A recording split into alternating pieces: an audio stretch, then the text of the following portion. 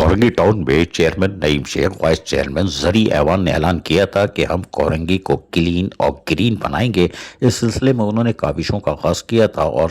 vice chairman زرعی ایوان نے پھر محکمہ سینیٹیشن اور دیگر کے منتخب نمائندوں کے ساتھ یعنی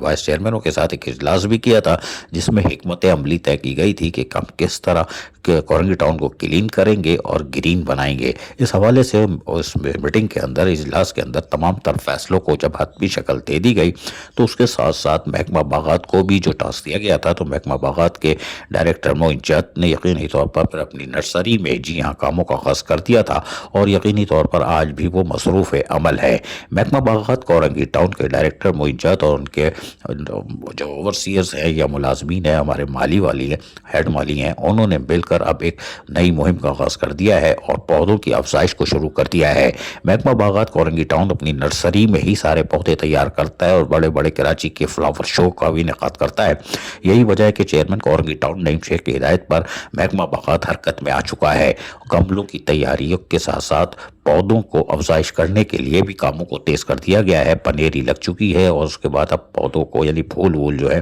اس کی آمد کا انتظار ہے، اور اس کے بعد یقینی طور پر جیسے ہی کورنگی ٹاؤن میں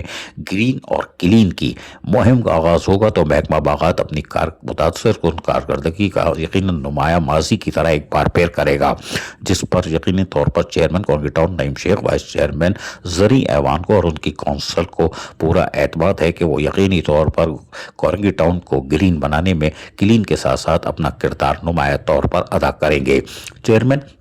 کورنگی ٹاؤن نعیم شیخ نے اس حوالے سے کہا تھا کہ وزیر بلدیات سے ملاقات کر کے ان کو بھی دعوت دیں گے کہ وہ کورنگی ٹاؤن تشریف لائیں اور یہاں پر ہماری کورنگی کی گرین اینڈ کلین مہم میں